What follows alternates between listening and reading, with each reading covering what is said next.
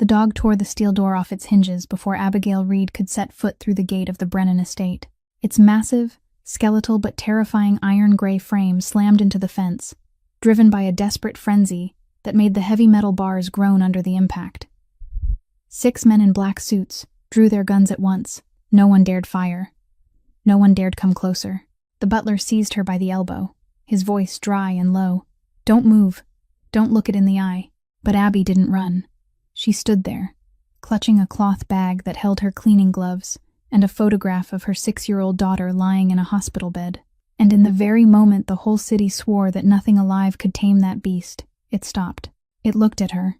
Then it began to whimper a low, faint sound, not the growl of a predator, but the cry of a creature in pain that, for all this time, no one had ever bothered to hear. If this story touched you, leave a like and share it with someone who needs a reminder that kindness still exists. Subscribe to our channel so you never miss the healing stories yet to come. At 6 o'clock that morning, while the whole neighborhood on the south side of Chicago was still sunk beneath the cold mist of October, Abigail Reed was already standing at the bus stop, waiting for the first bus with both hands pushed deep into the pockets of her thin coat. She was 27 years old, with a face that still looked young, but her eyes carried the exhaustion of someone who had lived through more than the years she had been given. In the cloth bag slung over her shoulder, she carried a worn pair of rubber gloves, a bottle of glass cleaner, and a small photograph of her daughter, little Maeve, grinning brightly at the camera, even though she had already needed to breathe through an oxygen tube at the time. Abby always kept that photograph with her, as if just looking at it could help her endure whatever was waiting ahead. And this morning, she would need it more than ever. The cleaning service company she worked for had called her the night before, and the voice of the manager, Greta Holloway, had sounded both urgent and hesitant. There was a new contract, a large mansion in a wealthy northern suburb, and the old housekeeper had suddenly quit. They needed someone to replace her immediately, and the pay they were offering was 3 times higher than usual. When Abby asked why they were paying so much, Greta went silent for a long while, then only said softly that no one lasted there for more than 1 week. She didn't explain any further, and Abby didn't ask again. She didn't have the right to be choosy. She needed that money more than she needed to know the reason. Because Maeve was waiting for heart surgery. The little girl had been born with an imperfect heart inside her chest, a congenital defect the doctors said could only be repaired through an expensive operation. For the past 2 years, ever since her husband had died in a construction site accident, Abby had carried everything alone. She cleaned other people's houses during the day, took extra night shifts at a laundromat, and every dollar she earned went into the hospital bills, piling higher and higher. But no matter how hard she tried, the debt was still larger than she had imagined. And time didn't wait for anyone. Each time she sat beside the hospital bed and watched her daughter sleep, she felt her own chest tighten. She wasn't afraid of hardship. She was only afraid that one day she wouldn't gather enough money in time, and that tiny heart wouldn't be able to wait any longer. That was the only fear that could make her tremble. For her little girl, she was willing to do anything. What made everything even more desperate was that the man who had lent her the last bit of money had begun to show his true face. His name was Doyle, a loan shark in the working-class neighborhood, a man who had spoken sweetly at first but now called her constantly, his voice growing colder each time. He reminded her of the deadline, reminded her of the interest swelling larger with every passing day, and once he had even been standing in front of her small apartment when she came home late from work. He didn't do anything. He only stood there, smiling, letting her understand that he knew where she lived and which hospital her child was in. The way he looked at her kept her awake all night, clutching her pillow tightly, telling herself that as long as she earned enough money, everything would be all right. As long as she held on to this new job, no matter how frightening it might be.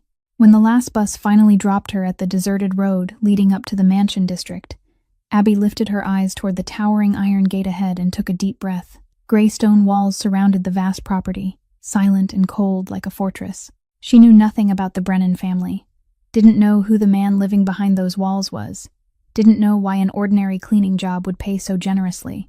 She only knew that behind that gate was her last chance to save her daughter. She tightened her grip on the strap of her bag, placed her hand on the freezing iron bar, and stepped forward. The moment her foot crossed the threshold, a terrifying roar shattered the silence.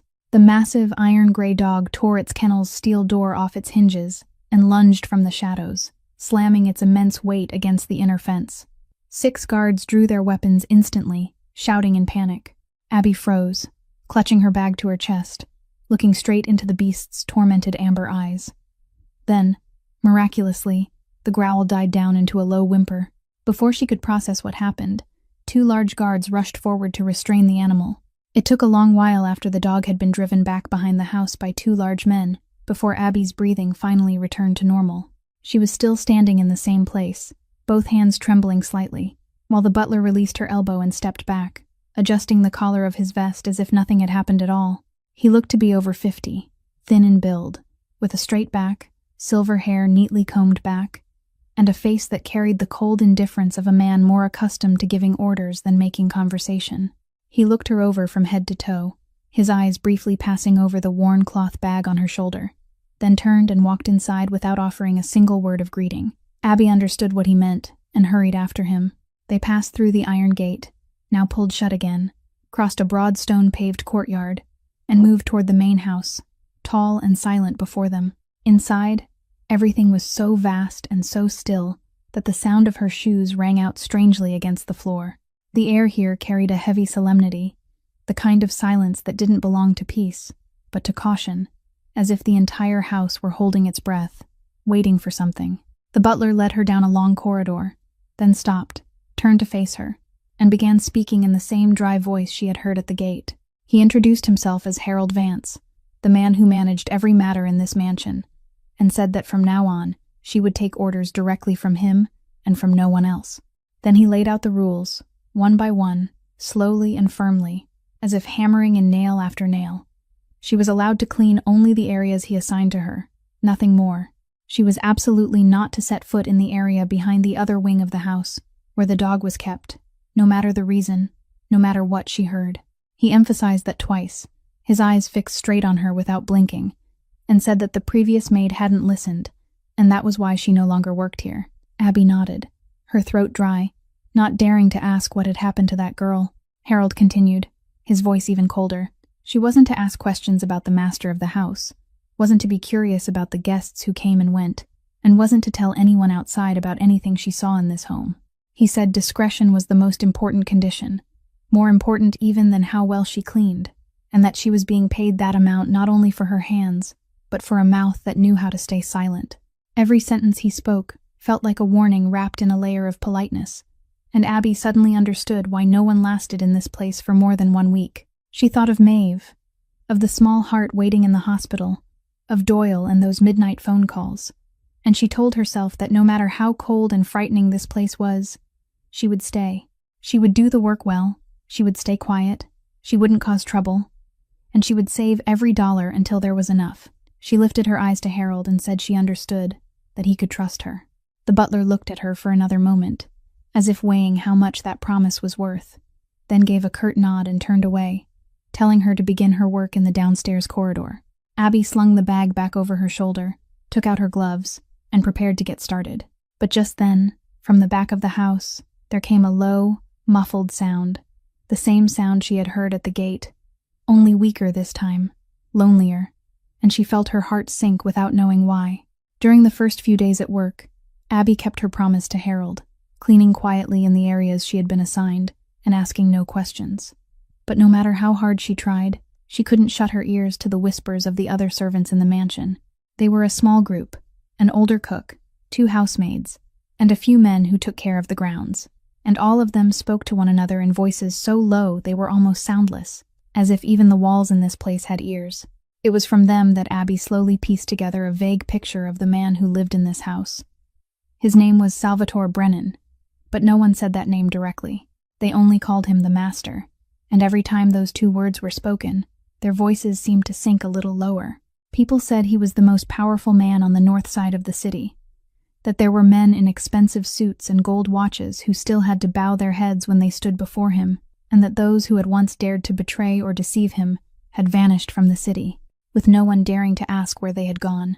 Once, the older cook leaned close to Abby's ear and told her that the master wasn't cruel without reason, but he wasn't a man who knew how to forgive either, and the safest way to survive in this house was to do her work well and then become invisible.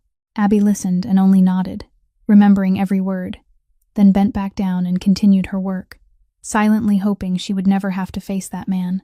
But on the fourth morning, while she was wiping the stair railing in the main hall, he appeared. She heard the silence before she saw him, because the entire space around her suddenly seemed to freeze. The two housemaids who had been talking nearby fell silent at once and moved close to the wall, while one of the groundsmen who had just stepped inside hurriedly backed out through the door, with his head lowered. Salvatore Brennan descended the stairs without a sound, tall and broad-shouldered, dressed in a dark suit cut to perfection, and his face carried a frightening stillness, the kind of stillness that belonged to a man who didn't need to raise his voice, because the whole world around him already knew it should be afraid. He seemed to be in his early 30s, but his eyes were far older, cold and sharp, sweeping once across the hall without stopping on anyone, as if the people there were only part of the furniture. Abby quickly lowered her head, both hands tightening around the cleaning cloth, trying to make herself as small as possible just as the cook had told her, and she felt her heart pounding hard as his shadow passed only a few steps away from her. He didn't look at her. He didn't say a word. But the way he moved made the air around him seem heavier, and Abby understood that none of the rumors she had heard had been exaggerated. Just as he reached the end of the hall, a faint sound from the dog drifted in from the back of the house, and Salvatore stopped. For one brief moment, he stood there with his face turned toward that sound, and Abby caught a strange flicker passing over his otherwise icy expression. It wasn't anger. It wasn't irritation. It was something she couldn't name. A deep tension carved into his jaw, as if that sound itself had the power to touch the man the whole city feared. Then he turned his face away. He didn't walk toward the dog, but continued straight to the door, and when the great door closed behind him, it left the hall in a silence so heavy that it took a long while before the servants dared to breathe again. Abby stood motionless, the cleaning cloth still clenched tightly in her hand, and for the first time, she wondered what had happened between that man and the animal locked behind the house. That evening, the work stretched on longer than usual. So by the time Abby had finished cleaning the large kitchen, it was already late at night, and instead of being able to go home, she was arranged to stay in a small room for the servants in the rear wing of the mansion, because the last bus had left long ago. She lay on the narrow bed, tossing and turning, unable to sleep, her mind drifting helplessly to Maeve, alone in the hospital, to the money still missing, to the cold, expressionless face of the man she had seen that morning. It was in that thick, breathless stillness of the late night, when the whole house had already sunk into sleep, that she heard it again. The low, muffled sound slipped through the darkness, echoing from the back of the mansion, sometimes near, sometimes far, stretching out and then breaking apart. This time, in the absolute silence of the night, she heard it more clearly than ever, and it no longer sounded like the voice of a vicious animal.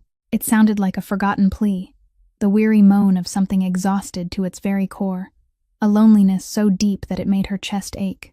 Abby lay still, trying to close her eyes, reminding herself of Harold's warning, of the girl who had been dismissed because she hadn't listened, of everything she could lose if she broke the rules.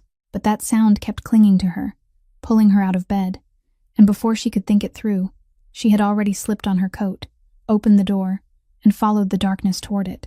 The rear corridor was pitch black and cold, with only a little moonlight spilling through the tall windows, and she walked as quietly as she could, her heart pounding, one part of her screaming for her to turn back, while the other kept moving forward as if guided by an invisible thread. She passed a door left slightly ajar, turned into a narrow passage that led out to a covered rear courtyard, and there, beneath the single weak yellow light still burning, she saw it. The dog was curled up on the cold ground, not chained, not guarded, alone in the dark corner. It was no longer the monster that had bent the iron bars at the gate that morning. In this darkness, it looked strangely smaller, its massive body drawn in on itself as if trying to hold on to the last trace of warmth. Its folded gray skin, covered with a thin, lifeless coat of rough hair, and beside it sat a bowl of food still untouched. It lifted its head when it heard her footsteps, its dark amber eyes catching the light, and Abby froze, thinking it was about to growl or lunge, but it did nothing. It only looked at her, with a tired and empty gaze, then let out that low, muffled sound again, this time right in front of her, and with a tightness rising in her throat, she realized it wasn't a threat. It was the sound of a living creature enduring a pain it couldn't speak aloud, a pain that didn't belong to the body, but to somewhere deeper, the kind of exhaustion that belonged to someone who had stopped expecting anything at all. She had seen that look somewhere before, in the mirror, on the nights when she sat alone after Maeve had fallen asleep and wondered how much longer she could keep going. Abby stood there in the darkness, forgetting all the rules, forgetting even her fear, and the only thing she felt in that moment was a quiet understanding for the poor creature before her. It wasn't vicious, it was only in pain, and for a long time, it seemed no one had noticed that at all. Abby didn't step any closer, because some instinct told her that with a creature wounded like this, eagerness would only make it shrink deeper into itself. Instead, she slowly lowered herself right where she stood, bending her knees, drawing in her shoulders, making her body as small and as gentle as she possibly could, just the way she had done many years ago with a skinny stray cat hiding behind the porch of her old home, the little animal everyone else had chased away while she patiently sat down every evening until it finally agreed to come near. She didn't look directly into the dog's amber eyes, because she knew that a fixed stare was a challenge in the world of animals, so she only bowed her head slightly, let her gaze fall to the cold ground, and kept her breathing steady, very slow. She didn't say anything loudly, only whispered soft, meaningless syllables, the same voice she used to lull Maeve to sleep on the nights when the little girl's fever ran high, a sound that carried no command and asked for nothing, only a warm presence and a silent promise that she wouldn't hurt it. For a long stretch of time that felt endless, nothing happened. The dog still lay motionless in the corner, its eyes watching her with wary attention, its gray folds of skin rising and falling with each labored breath. Then, very slowly, it moved. It didn't spring up. It didn't rush toward her. It only struggled to lift its great, exhausted body and dragged itself toward her across the ground, one step at a time, each movement seeming to drain the last small reserve of strength it had left. Abby stayed exactly where she was, not daring to move, her heart pounding so hard she could hear it in her ears, and she waited. The dog reached her, stopped, and stood there for a moment, as if weighing some enormous decision only it could understand. Then it lowered its heavy head and rested it on her knee, gently, trustingly, as though setting down a burden it had carried alone for far too long. The warmth of its body spread through the thin fabric, and Abby felt the bridge of her nose sting. She lifted her hand very carefully, hesitated in the air for a second, then placed her palm on the rough, lifeless fur between its ears and stroked it softly, once, then again. The dog didn't flinch. It didn't growl. It only closed its eyes and released a long, trembling breath, the breath of a living creature finally allowed to stop being on guard. And then, without thinking, without calculation, moved only by the pure and gentle impulse rising in her chest, Abby leaned forward and placed the lightest kiss on the top of its head, exactly the way someone kisses the forehead of a sick child, exactly the way she kissed Maeve's hair every morning before leaving the hospital for work. It was such a small gesture that it almost seemed to count for nothing, but it held every ounce of mercy her heart could give. She had no idea how much that gesture meant. She didn't know that since the day its former owner had gone away, this animal hadn't allowed any hand to touch it, that it had bitten those who tried to come close and driven away everyone who stepped into its territory, that even the powerful man who owned it had never been granted the sight of it lowering its head this way. She was only a weary maid kneeling on the cold ground in the middle of the night, doing the only thing her heart knew to do when faced with a suffering living soul. Above her, in the corner of the covered roof, the small red eye of a security camera blinked quietly and steadily, recording every moment of something no one in this mansion had believed could ever happen. In the security room, sunk in the pale blue glow of the screens, Salvatore Brennan stood motionless before the footage that the man in charge of the night shift had awakened him to see, and he had asked for that segment to be rewound for the 4th time. On the screen, a thin woman in an old coat was kneeling on the cold ground, and his dog, the creature no grown man in this mansion had dared go near for more than 1 year, was resting its head against her knee like an obedient pet.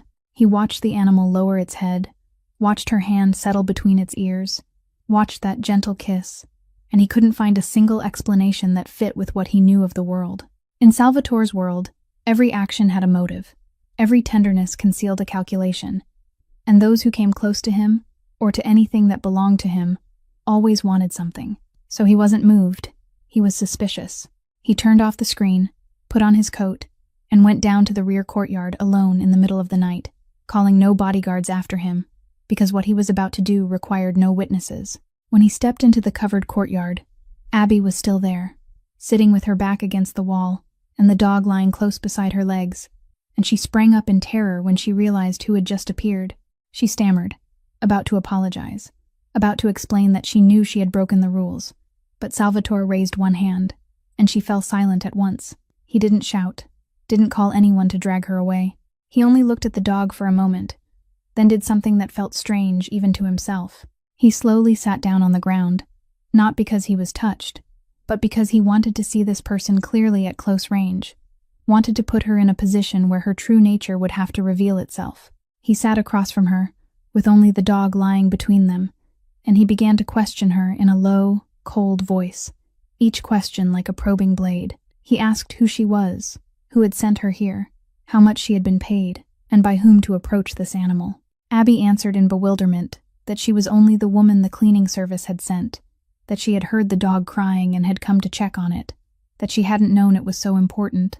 Salvatore didn't believe her, or wouldn't allow himself to believe her, and he pressed deeper, asking how she had made the dog obey, whether she had given it something, whether someone had trained her to do this. Because in his mind, there was no other possibility except that this was an elaborate setup, and he simply hadn't yet seen the string being pulled. She shook her head, her eyes so wide and sincere that they almost unsettled him, and she said she hadn't done anything at all. She had only sat down and not frightened it. Salvatore stared at her, searching for signs of deceit in every muscle of her face, the skill he had sharpened over so many years of living among people who always lied, but he found none. And while he was still questioning her, the dog, instead of shifting closer to its powerful owner, gently tucked its heavy head a little nearer to Abby's leg, as if trying to shield her from those cutting questions, as if choosing to stand on her side. Salvatore saw it, and for the first time in the conversation, he went silent. All the sharp questions he had prepared suddenly became meaningless before that wordless act from the animal, because it was the one thing in this world that couldn't be bought, couldn't be staged, couldn't be performed. The dog didn't know how to lie, and it had chosen her. He sat there in the darkness, the man who had never knelt before anyone, and for the first time in a very long while, he faced something his power couldn't explain. That night, after leaving the maid sitting there with the dog and quietly returning to his private room, Salvatore Brennan stood for a very long time beside the great window overlooking the dark courtyard, and something he had thought he'd buried long ago rose again inside his chest. That dog wasn't truly his. It had once belonged to Daniel, his brother, who was 6 years younger than he was, the only person in this world who had ever looked at Salvatore not with fear, but with unconditional trust. Daniel had been the gentle one, the softness their family had lost through generations, the one who always believed his older brother was better than the cold reputation the entire city had fastened onto him. That year, Daniel brought home a Neapolitan Mastiff puppy, named it Draco, and laughed as he said that one day it would grow huge and loyal, just like the bond between the two brothers. He raised it, trained it, slept beside it, and the dog grew up knowing only one master, bound to Daniel by the pure kind of love animals give to the one who has loved them since their earliest days. Then Daniel was gone, suddenly and bitterly, leaving behind an emptiness Salvatore never dared to touch, and leaving the dog behind as well. From that day on, Draco changed. It stopped eating normally, stopped letting anyone come near, and whenever someone tried to approach, it became ferocious, as if it were protecting something that was no longer there. People told Salvatore he should send it away, or worse, put an end to its suffering, because a dangerous dog that no one could tame anymore was only a threat. But he couldn't. That dog was the last remaining piece of the younger brother he hadn't been able to protect, the only fragile thread still tying him to the part of his life he had lost, and letting it go would have meant admitting that Daniel was truly gone. So he kept it, gave it a place to sleep, had people bring it food every day, but he himself never stepped close, because every time he looked into those amber eyes, he saw Daniel again, heard the boy's laughter again, saw the hand that used to ruffle the dog's head, and that pain was so sharp that even a man who feared nothing in this world had to look away. There had been times when Salvatore stood at a distance, trying to move closer, trying to place a hand on it the way Daniel once had, but the dog always growled and backed into the corner, refusing him, as if it knew the person standing before it wasn't the one it was waiting for, wasn't the one who hadn't come back in time. And each time he was rejected that way, something inside Salvatore's chest locked itself tighter by one more notch, until he stopped trying, leaving the dog alone with its loneliness, just as he left himself alone with his own. Two living creatures trapped in the same grief, living beneath the same roof, yet unable to reach each other. That was why, when he saw the dog lower its head into the lap of a strange woman after only a few days, a woman it had never known before, Salvatore couldn't remain indifferent. The thing he, with all his power and all his blood ties, hadn't been able to do for more than 1 year, that poor Maid had done with nothing more than one night sitting down on the cold ground. And deep inside him, beneath the thick layers of suspicion, he began to feel something he wasn't yet ready to name. In the days that followed, Salvatore didn't order Abby to be sent away, nor did he say another word about that night in the rear courtyard, and she thought everything would sink into silence as if it had never happened. But she couldn't forget the dog's weary eyes or the untouched bowl of food beside it. She noticed that every day, people still brought it the same kind of hard, dry food poured into the bowl, and every day the dog still turned its face away and wouldn't touch it, growing thinner in the indifference of the entire house. That left Abby's heart unsettled. She thought of it the way one might think of a child refusing to eat because of sorrow, and she knew that sometimes what a suffering living soul needed wasn't force, but a little sincere care, something warm enough to remind it that life still held gentle things. So on the day she received her small advance on her wages, instead of putting all of it toward the money set aside for Maeve as she always did with every dollar she earned, Abby stopped by a small store on the way back and hesitated for a long time in front of the food counter. She counted the money in her wallet again, that money of which every cent already had its place in her desperate calculations, and she knew that spending anything now meant cutting away a part of what belonged to her daughter. But then she thought of those empty amber eyes, and she reached out for a little fresh meat and some soft food meant for sick dogs, paid for it, and brought it back to the mansion hidden in her bag. That evening, after everyone had returned to their rooms, she quietly went out to the rear courtyard again, sat down beside the dog, and with patient hands, warmed the food a little before bringing it close to him. The dog hesitated, sniffed, lifted its head and looked at her with questioning eyes, and in the end, it opened its mouth and tasted the first bite. Abby smiled, a tired but radiant smile, and softly told it that it had to eat, that it needed to get strong again, using the exact same voice she used when coaxing Maeve to take her medicine. The dog ate slowly, a little at a time, and she sat there patiently waiting, never knowing that from the dark hallway behind her, Salvatore was standing silently and watching. He had come down by chance because he couldn't sleep, and he stopped in the darkness, witnessing the whole scene without saying a word. He saw her take out food that he knew very well would be difficult for someone in her situation to afford. He saw that she had no idea anyone was watching, which meant she wasn't doing this to please anyone, not to impress the powerful master of the house, not to seek anything for herself. She was doing it in the dark, alone, quietly, only because she couldn't bear to see another living creature suffer. And it was precisely that silence that shook Salvatore more than anything. Throughout his life, he had grown used to a world where every act of kindness had a price, where people were only generous when someone was watching, where every gift was an investment waiting for the day it would return a profit. He had become ruthless, in part because he believed that selfless kindness wasn't real, that it was only a beautiful mask worn by greed. But the thin woman kneeling there, the woman who had nothing to give and still gave, the woman who cut into what belonged to her own child to coax a creature that had nothing to do with her, had shaken the bitter belief he had held for so long. He stood in the darkness for a long while, not stepping out, only watching in silence. And for the first time since the night he saw the footage, the suspicion inside him began to crack, making room for something he hadn't allowed himself to feel in a very long time: trust. Disaster came crashing down late one afternoon, just as Abby had finished her shift and stepped out through the mansion gates to catch the bus to the hospital to visit her daughter. An old car rolled up and stopped hard along the curb, and the man named Doyle climbed out, blocking her path. He had found out where she worked, and that made her heart tighten, because he was never going to leave her alone, and the way he appeared right here, right in front of the Brennan gates, showed that he had been watching her for a long time. Doyle was a large man, his bloated face always twisted into a threatening smile, and he moved closer until Abby had to step back, again and again, until her spine touched the cold stone wall. He began to speak in that falsely sweet voice of his, saying it was time for her to pay, saying the interest had piled up so high that she would never be able to settle it with this lowly cleaning work. He mentioned Maeve, saying the little girl's name like a threat, telling Abby it would be such a pity if a sick child had to suffer the consequences of her mother's delay, and every word he let fall felt like an invisible hand closing around Abby's throat. Trembling, she begged him for more time, said she was doing everything she could, said she was close to gathering enough. But Doyle only laughed louder and reached out to grab her wrist, squeezing so hard that she cried out in pain. She had no idea that from inside the courtyard, through the large glass window of the second-floor study, Salvatore Brennan had seen the whole scene. He saw the thin woman being forced back against the wall, saw the brutal hand clamped around her wrist, saw the fear on the face of the same woman who, only the night before, had gently fed his dog one bite at a time, and something inside him froze, then flared to life, not with loud, reckless temper, but with a cold and silent anger, the most dangerous kind in a man like him.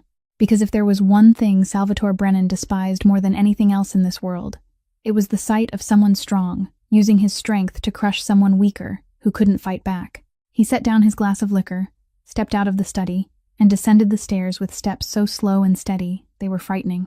When the gate opened and his tall figure appeared, Doyle was still too busy making threats to notice until it was already too late.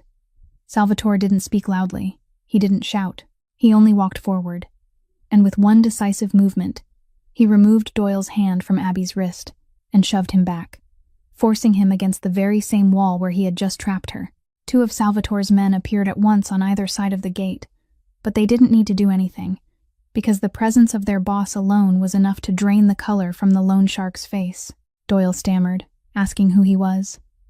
And when one of the men quietly spoke the name Brennan, his face went from red to deathly pale in an instant, every trace of aggression melting away like snow before fire. Salvatore leaned in closer, his voice dropping very low, so low that even Abby standing right beside him could only catch pieces of it. But the calm in every word he spoke was more chilling than any scream could have been. He told Doyle that from this moment on, this woman was under his protection, that the debt Doyle had been using to torment her no longer existed, and that if he appeared within her sight one more time, even just once, he would regret ever having been born in this city. Salvatore didn't touch him again. He didn't need to. Every word he spoke carried the weight of a sentence already passed. Doyle nodded over and over, his mouth fumbling through apologies, then scrambled back into his car and sped away until he vanished from sight, leaving the road silent in the fading afternoon light. Abby stood there, her wrist still aching, her heart still shaking, staring in stunned disbelief at the powerful man who had just saved her. She stammered, about to thank him, but Salvatore only turned and looked at her for a moment, his eyes a little softer than usual, then said bluntly that she didn't owe anyone anything, and that anyone who dared bully the weak in front of his gates made it his business.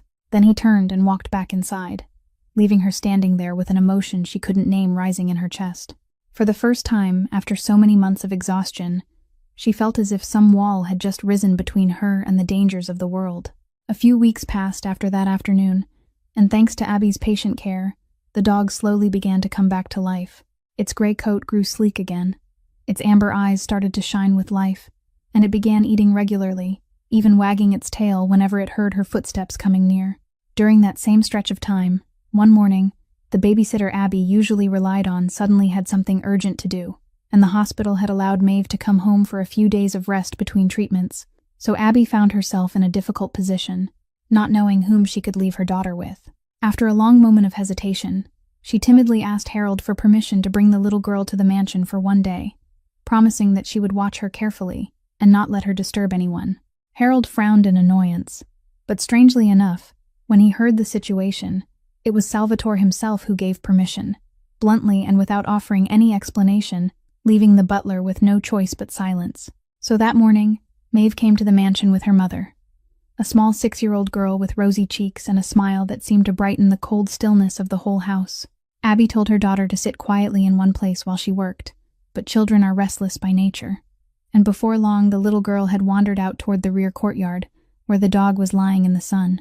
Abby's heart clenched when she looked up and didn't see her daughter. She hurried after her, filled with fear, but the sight that met her eyes made her stop short and go still. Maeve was sitting right on the ground, and that great dog, the creature the whole mansion had once feared, was lying beside her with a gentleness that was almost impossible to believe. It allowed Maeve's tiny hand to stroke the fur on its head, and when the little girl giggled and wrapped her arms around its neck, The dog only gave her cheek a soft lick, and then lay still, docile as a giant stuffed animal. Maeve lifted her face to her mother, her eyes sparkling with delight, and cried out that this dog liked her. "Mommy, it liked her very much." Abby laughed, relieved and moved all at once, then sat down beside the two of them and watched her daughter play with the animal that had once carried so much pain inside it. Two wounded souls, each in a different way, now finding in each other a simple kind of joy. The little girl began telling the dog all sorts of things in her child's babbling voice, tossing it a small ball and laughing helplessly, every time it lazily only followed it with its eyes and didn't bother to get up and fetch it. And standing silently in the doorway inside, Salvatore Brennan witnessed all of it. He had meant only to walk past, but then he stopped, unable to take his eyes off the scene before him. He looked at his brother's dog, that animal he had believed had lost a part of its soul for more than a year, now wagging its tail and playing as though life itself had been given back to it. He heard the bright, clear laughter of a child ringing through a courtyard that had once held nothing but a heavy silence, and that sound touched somewhere inside him that no one had been able to reach for a very long time. In that moment, the cold man the whole city feared suddenly felt a strange warmth rise in his chest, and the ice that had built up in his heart over so many years quietly began to melt, little by little. He didn't step out. He didn't say a word. He only stood there in silence, watching the mother and child and dog, 3 lives warming one another beneath the sunlight. And for the first time in a very long while, something almost like peace flickered across the face of Salvatore Brennan, a face that had so long seemed made of stone. From that day on, a clear change took place in the mansion, one that everyone could see. The dog no longer agreed to lie quietly in one place in the rear courtyard, but began following Abby everywhere whenever she worked.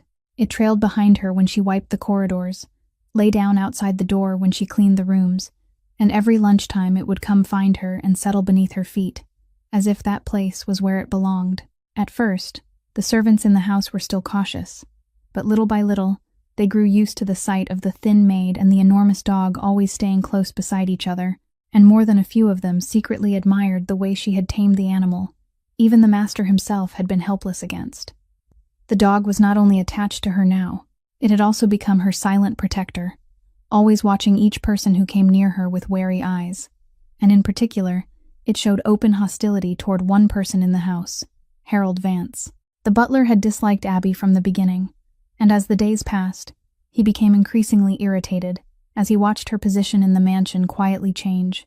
Once, Harold stopped her in the middle of the hallway, using the excuse that one corner of the floor hadn't been cleaned thoroughly enough to scold her loudly, deliberately humiliating her in front of several other servants, forcing her into a position where she had to bow her head and apologize even though the mistake was hardly worth mentioning. But the moment his voice rose and he took another step toward her, the dog appeared from nowhere at once, pushed itself between them, and released a low growl from deep in its throat, its amber eyes fixed on Harold without moving away.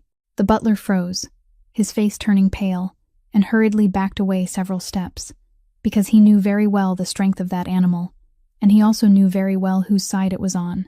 He tried to recover his dignity, cleared his throat, and walked away, but the glance he cast back over his shoulder was filled with bitter resentment. From that day on, Harold became even more guarded around the dog, and the envy inside him slowly grew into something far more dangerous.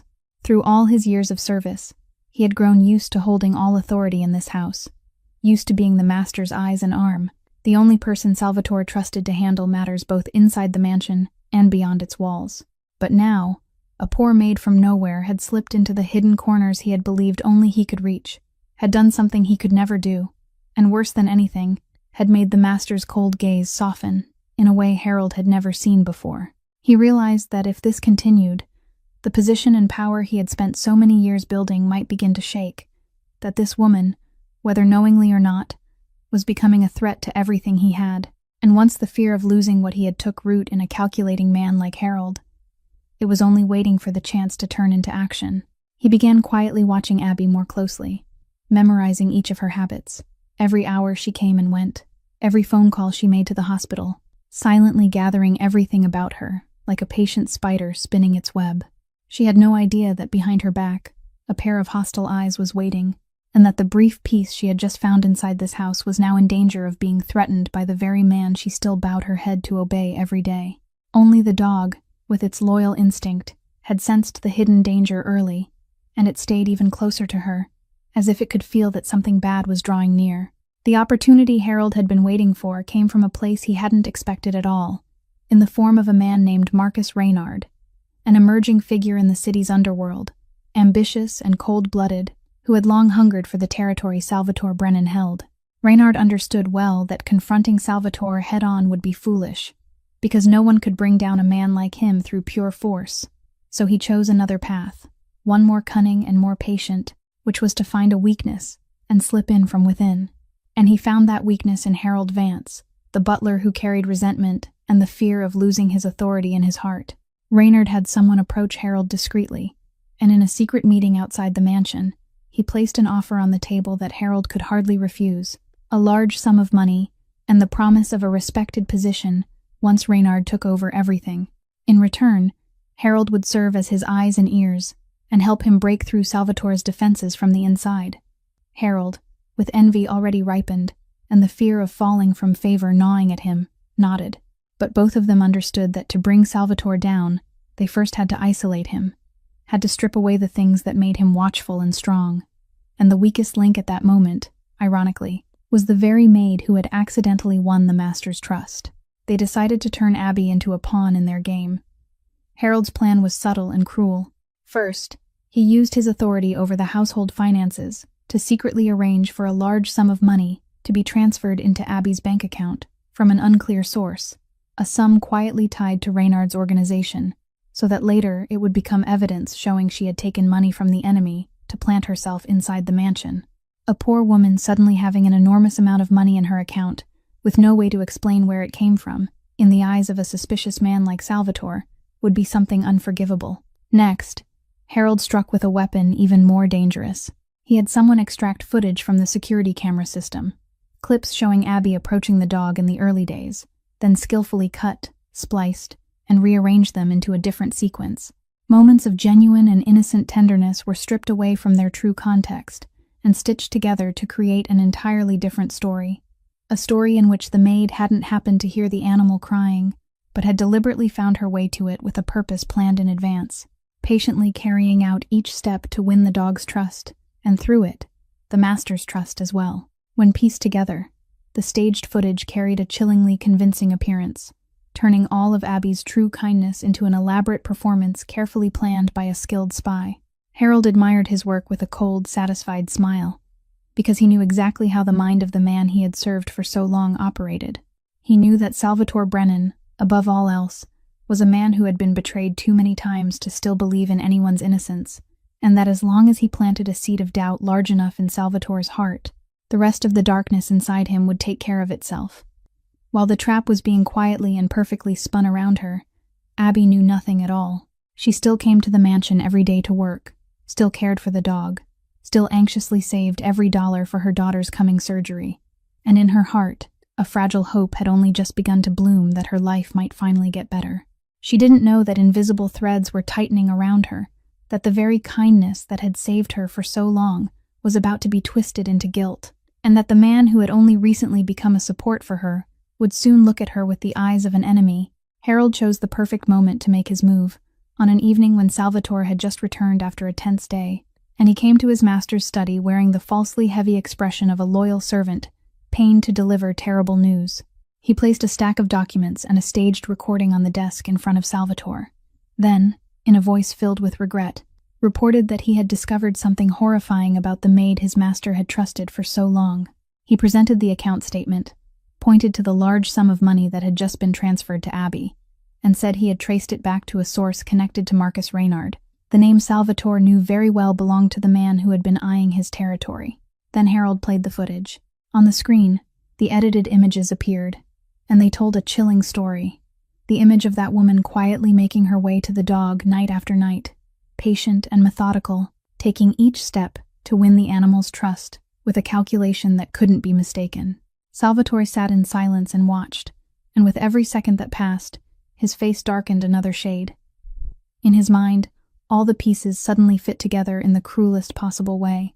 A woman appeared at the exact moment the former maid had just left, did the thing no one else had been able to do with his dog, and then received an enormous sum of money from his enemy. Years of surviving in a world full of betrayal had taught Salvatore a bitter lesson, that anything that seemed too good to be true usually was a lie, and that trust was a luxury always paid for in blood. The human part of him that had only just begun to open, the part that had started to believe in her selfless kindness, now shrank back and froze over, giving way to the cold fury of a man who felt he had just been magnificently deceived. He ordered Abby to be brought to him immediately that night. When she stepped into the study, still bewildered and unaware of what had happened, she instantly felt the icy air radiating from the man seated behind the desk, and her heart sank. Salvatore didn't shout. He pushed the stack of documents toward her, played the footage again, and in a voice so low and cold it was frightening, asked where that money had come from, who had paid her to come here, and how long she had been performing that act of pity for his dog. Abby looked at the things before her in shock, her mind spinning, unable to understand any of it. She stammered that she knew nothing about that money, that she had never met the man named Reynard, that everything she had done for the dog had come from her heart, and not from any scheme. But the more she spoke, the more helpless her words felt in the face of those pieces of evidence laid out plainly before her, and she could read in Salvatore's eyes that he no longer believed her. She begged him to trust her, her voice breaking, tears rolling down her face. She said she was only a mother trying to save her child, that she had no reason to hurt him. But every explanation she gave, under the light of what Harold had presented, only sounded more like the excuses of someone caught in the act. Salvatore stood, turned his back to her, and in a voice as cold as ice, ordered her to leave at once and never return. He said he had been a fool to let a snake crawl into his house, that he didn't want to see her face for even one more second. Every word he spoke cut into Abby's heart, not because she had lost her job, not because she had been thrown back into despair under the weight of Maeve's burden, but because the man who had once saved her, who had once looked at her with softness in his eyes, was now looking at her as if she were a contemptible traitor.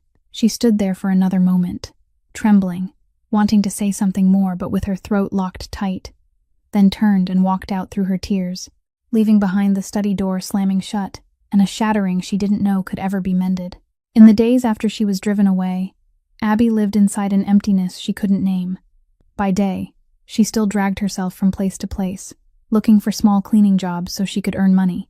By night, she sat beside Maeve's hospital bed and tried to hide the worn-down look on her face, but the feeling of being falsely accused, of being rejected, clung to her and wouldn't let go. Then, one afternoon, a strange man came to her small apartment, dressed neatly, and introduced himself as someone sent by Salvatore Brennan. He placed a thick envelope on the old table in her home and said in an even voice that this was the master's goodwill, a sum large enough for her to cover all her difficulties, enough to pay for her daughter's surgery, with plenty left over to start again somewhere else. In return, the condition was very simple. She had to leave this city, cut off all contact with the Brennan family, and never appear before them again. The man said this was a generous offer, one she should be grateful for, and that in her situation, refusing it would be the most foolish thing she could do. Abby looked at the envelope on the table, and for a moment, the whole world seemed to stop. The money inside was more than everything she could earn in many years combined. It was the answer to every problem that was choking her life. It was a healthy heart for Maeve, freedom from debt, the new beginning she had dreamed of for so long. All she had to do was reach out, take it, and nod, and every burden she was bending under would disappear. The man must have thought that a desperate, impoverished mother like her would seize this chance without a second of hesitation. But Abby sat there for a very long time, quietly looking at the envelope, and what she thought of wasn't the money. She thought of the dog's amber eyes, of the way it had rested its head in her lap on that cold night, of the fragile trust it had given her after so much hurt. And she thought that if she took this money and quietly left, then she would be no different from the traitor Salvatore had accused her of being. She would turn everything true she had done into something that could be bought and sold. In the end, she slowly pushed the envelope back toward the man, and in a soft voice that didn't tremble, she said she couldn't accept it. The man froze, thinking he had heard her wrong. He repeated the amount of money, emphasized her hardship and her daughter's illness, as though she hadn't fully understood the value of what she was refusing. But Abby only shook her head. She said she hadn't done what she had done in exchange for money, and because of that, she couldn't be paid to leave, as if her heart were something that could be bargained over. Then she said one more thing that left the man stunned. She asked about the dog. She asked whether it had been eating lately, because she was worried that without her, it might grow sad again and stop eating the way it had before, might wither once more inside the loneliness it had endured for too long. Her only concern, even while being rejected and humiliated, even with a fortune laid before her, was the health of an animal that didn't belong to her. The man didn't know how to answer. He took back the envelope and quietly left, carrying with him a confusion even he couldn't explain. And when the story of that refusal was told in full to Salvatore, the powerful man who had believed that everything in this world could be bought with money sat silently for a very long time in the dark study, because for the first time, he was facing a person whose kindness couldn't be purchased. And that simple truth began to shake, down to the roots. Everything he had always believed about the world and about people. That fateful night began with a coincidence Abby could never have expected, because that afternoon she had returned to the mansion one last time, not to beg to be taken back, but only to return the uniform and the pair of gloves the company had given her, and also, in the quietest corner of her heart, hoping to see the dog one more time so she could know for certain that it was still all right. Harold, with his wicked calculation, deliberately kept her waiting in the rear outbuilding, using the excuse that he needed to check the items being returned, while in truth he was preparing for the night when every scheme would reach its breaking point. Because tonight, according to the arrangement between him and Marcus Reynard, was the night the mansion's defenses would be at their weakest, after Harold had skillfully sent some of the guards elsewhere for reasons that sounded reasonable, and after Salvatore, worn down for days by suspicion and turmoil, had let his vigilance slip more than usual. When night fell deep and heavy, Reynard's men moved like shadows over the perimeter wall in the area where the camera had been disabled by Harold, and they slipped inside with the clear intention of ambushing Salvatore in his own stronghold. Abby, still lingering in the outbuilding at the time, was the first to sense that something was wrong when she heard suspicious noises and stealthy footsteps in the dark. She pressed herself into a corner, her heart pounding wildly, and when one of the intruders discovered her, he immediately rushed toward her, intending to restrain her so she couldn't raise the alarm. At that critical moment, from the darkness, a huge black mass shot forward like an arrow. The dog, though its body still hadn't fully recovered from those long months of wasting away, lunged in to block the space between Abby and the attacker, raising its whole body to protect her, and released a savage growl that shook the entire courtyard. The power of the beast that had once terrified the whole city now erupting to shield the woman who had saved it. The intruder stumbled back in panic, and the growl, along with the burst of chaos, shattered the silence of the night and alerted the entire mansion. Lights flared on everywhere, and Salvatore and his men rushed out at once. The fight broke out quickly and decisively in the darkness of the rear courtyard. Salvatore moved with astonishing calm and precision, each strike clean and powerful, bringing down one intruder after another before they could react, while his men quickly overwhelmed Reynard's group, which had already lost the advantage of surprise. The dog fought beside them as well, relentless and fierce, always keeping itself between the chaos and the place where Abby was pressed back in fear, like a living shield determined not to let anyone touch her. Within only a few minutes, the intruders had been completely subdued, some thrown to the ground, others raising their hands in surrender, and Reynard's ambush was crushed before it could even take root. But just as the chaos began to fade, and Salvatore swept his eyes across the wreckage of the scene, he saw something that made his heart tighten. The dog, after fulfilling its duty to protect Abby to the very end, suddenly staggered. Its body, which still hadn't had time to regain strength after so many months of exhaustion, had poured the last of what it had into this fight, and now it could no longer stand firm. It took a few more steps toward Abby, then slowly collapsed onto the courtyard ground right at her feet, its breathing heavy, its amber eyes half closed from exhaustion. Abby screamed and dropped to her knees beside it, her trembling hands cradling the great head of that loyal animal as it sagged downward, calling its name through her tears, begging it to hold on. And Salvatore, the man who had just driven back an entire assault without flinching, stood frozen in the middle of the courtyard, staring at his brother's dog lying motionless at the feet of the woman he had cast out. And in that instant, every suspicion inside him suddenly shattered before a naked fear he hadn't felt in a very long time. While Salvatore was still standing there, stunned as he watched the dog collapse, one of his men dragged a subdued intruder before him, and in a panic to save his own life, the man confessed everything. He stammered that they had been let in by someone inside the mansion, that someone had disabled the camera system and sent part of the guard detail away, that the person was the butler and that it had all been part of Marcus Reynard's plan to seize the Brennan territory. That confession tore through the night like a bolt of lightning, and every scattered piece in Salvatore's mind suddenly fell back into its true place. He understood at once that the mysterious money in Abby's account, the carefully edited footage, all the evidence that had made him believe she was a traitor, had been created by the very servant he had trusted most. Harold had set a perfect trap, using Salvatore's own suspicion as a weapon, turning an innocent woman into a criminal and hiding the real traitor right beneath his nose. Rage surged through Salvatore's chest, but this time it was tangled with a bitter remorse, because he realized he had humiliated and cast out the one person who had been truly honest with him, had trampled on the cleanest heart he had ever known.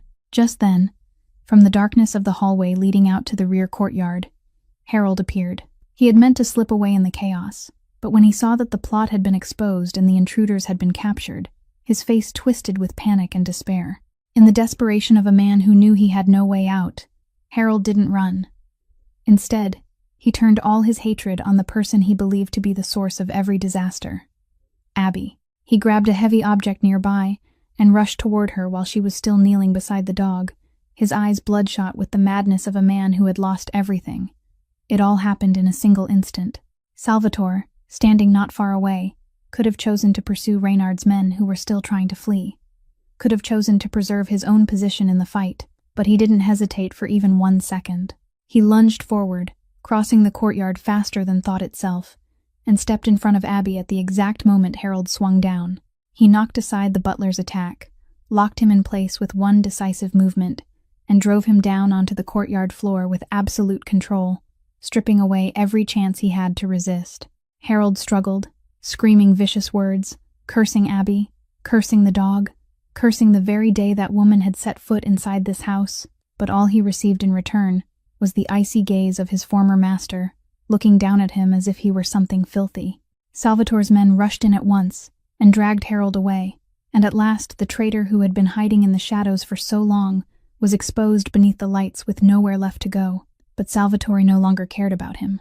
The moment the danger was resolved, he turned sharply back toward Abby, and what he saw made everything else in the world meaningless. She was holding the dog, her face soaked with tears, while the loyal animal lay motionless in her arms, its faint breathing growing weaker and weaker. That powerful man, the one who had only moments ago coldly crushed an entire ambush, now dropped to his knees beside those two living souls, and for the first time in so many years, the coldness on his face completely melted away, giving way to the naked pain and helplessness of a human being.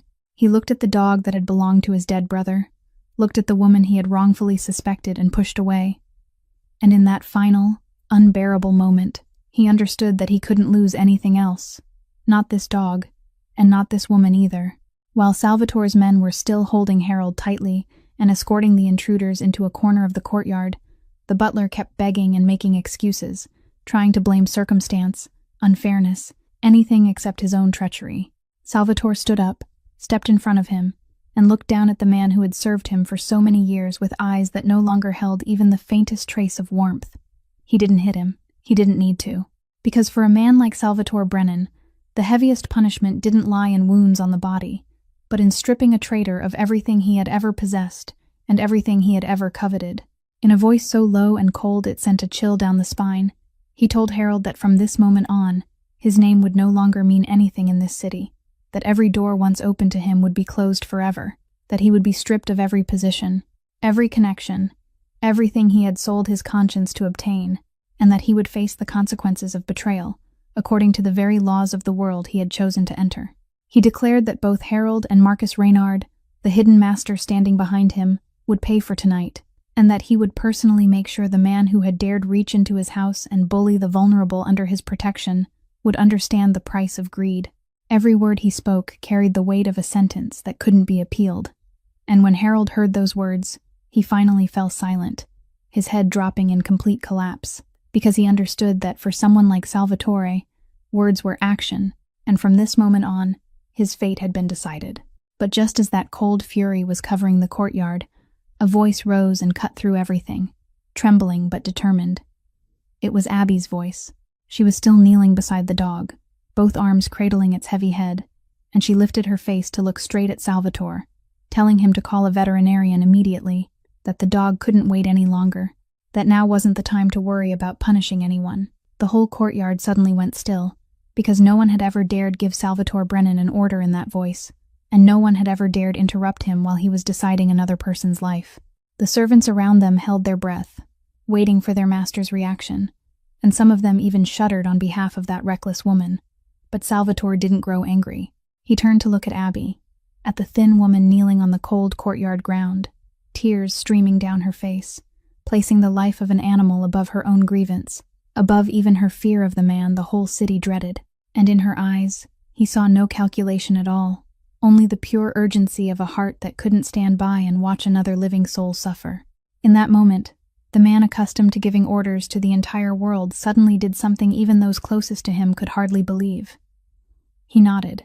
He immediately took out his phone, called the best veterinarian he knew, and ordered him to come to the mansion that very night at any cost. Then he bent down and gently lifted the dog's massive body into his arms, the animal he hadn't dared touch even once for more than 1 year, and carried it into the house with a tenderness no one had ever imagined a man like him could possess. Abby hurried after him, and for the first time since the night she had been driven away, the two of them walked side by side again, no longer master and servant, no longer accuser and the falsely accused, but two people sharing the same fear, racing together against time to hold on to a life they both cherished. The veterinarian arrived in less than 1 hour, and throughout that entire night, Abby and Salvatore sat outside the room where the dog was being treated, two people who had come from two different worlds now sharing the same anxious waiting, neither of them saying very much, only sitting in silence inside that heavy pause where hope and fear were tangled together. When dawn had just begun to break, the door opened, and the veterinarian stepped out with a tired but relieved smile. He told them the dog had passed through the critical danger, that it was severely exhausted, but its body still had enough strength left to fight, and that with proper care, it would gradually recover. Abby burst into tears of joy, her shoulders trembling, and she stepped into the room, knelt beside the dog as it lay there breathing steadily, pressed her cheek against its familiar gray fur, and whispered her thanks. The dog slowly opened its amber eyes, recognized her, and though it was still very weak, it still tried to lick her hand softly once, as if to tell her that it was still here, that it had kept its silent promise to protect her until the end. Salvatore stood at the threshold, watching that scene, and a tenderness rose inside him that he no longer tried to hide. But that night had another truth waiting for Abby, a truth she had never expected. When she mentioned Maid, anxiously saying that her daughter's heart surgery was coming soon, and that she still didn't know how she was going to manage it, the veterinarian, who had wide connections in the city's medical community, let slip that he had heard about her daughter's case, and that fortunately, all the expenses for that operation had already been fully covered by an anonymous benefactor just a few days ago, right after the night she was turned away from the mansion. Abby froze. She asked again and again, unable to believe her own ears, because she had never told anyone in the mansion the full story of her daughter's situation, had never begged anyone for help. She pressed him to say who that benefactor was, and when the veterinarian hesitated and glanced toward Salvatore, everything inside Abby suddenly broke open. She turned to look at the man standing silently at the doorway, and in that moment, she understood everything. She understood that even during the days when he believed she was a traitor, even when he had coldly driven her out of this house, somewhere deep inside, he had still quietly watched over her, had silently taken on the greatest burden of her life without ever letting her know, without asking for a thank you or any repayment in return. The enormous sum needed for Maeve's tiny heart, the very thing Abby had exhausted herself day and night trying to gather, the greatest fear that had kept her awake through so many nights, had been quietly resolved by this man without her ever knowing when. Her tears poured down uncontrollably, but this time they weren't tears of suffering or humiliation. They were the tears of a heart that had spent too long only giving, and had suddenly been given something back, had been protected, had been cherished. She stepped toward Salvatore, her lips trembling, trying to form a thank you, but she couldn't finish the words. He only gave a slight shake of his head, as if telling her she didn't need to thank him, that this was something he had chosen to do.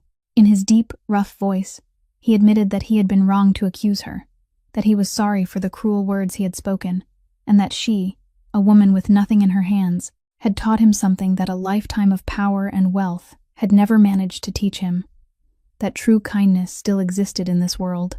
And in the rising dawn, Beside the dog that had just been saved, those two wounded people looked at each other, and both of them knew that something had changed forever. Many weeks passed after that fateful night, and the Brennan mansion was now very different from before. It no longer carried the cold, guarded atmosphere that had once covered every corner of its walls. In its place, a quiet warmth had begun to slip through everything. The dog had fully recovered, its gray coat smooth again, its amber eyes bright with life once more, and most important of all, Maeve's heart surgery had been a complete success. The little girl was now healthy, her cheeks rosy, her laughter clear and bright as if she had never known what illness was. On one beautiful sunny afternoon, Salvatore came to find Abby, holding a small object in his hand. It was an old leather collar, worn smooth by the years, and he gave it to her with a gesture so solemn it was almost unexpected. He told her that this collar had once belonged to his late younger brother, the first and only master the dog had ever loved, and that through all these years he had never allowed anyone to touch it, had never taken it out from the place where it was kept, because to him, it was the most sacred keepsake left from a part of life he had lost. Then he placed it in Abby's palm and said in a deep, warm voice that he wanted her to keep it, because the dog had chosen her, and that was something neither his power nor his money could ever command. He said there were things in this world that couldn't be bought, couldn't be forced, couldn't be seized by strength, and could only be given freely from a truthful heart, and she was the one who had taught him to understand that. Abby accepted the collar, her eyes blurred with tears, and she understood that this gift was not only a keepsake, but the trust and heart of a man who, for a very long time, had no longer known how to believe in anyone. That afternoon, on the green lawn behind the mansion, Maeve ran and played with the dog beneath the golden sunlight, her laughter ringing out joyfully, while the dog chased after her with its tail wagging in delight. Abby sat there watching her daughter, watching the loyal animal, feeling a peace she hadn't had in a very long time. Salvatore stood beside her, and for the first time in the whole story, on the face of the man once known as the coldest man in the city, there appeared a true smile, warm and peaceful. The story of the poor maid and the powerful crime boss leaves us with something simple, yet profound. That a person's dignity doesn't lie in whether they are rich or poor, strong or weak, but in the way they treat a suffering living soul, even when it brings them no benefit at all.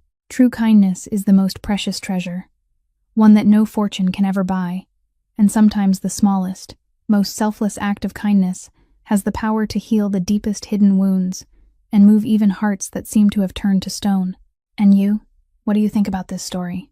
In your own life, has there ever been a time when an uncalculated act of kindness changed an entire person?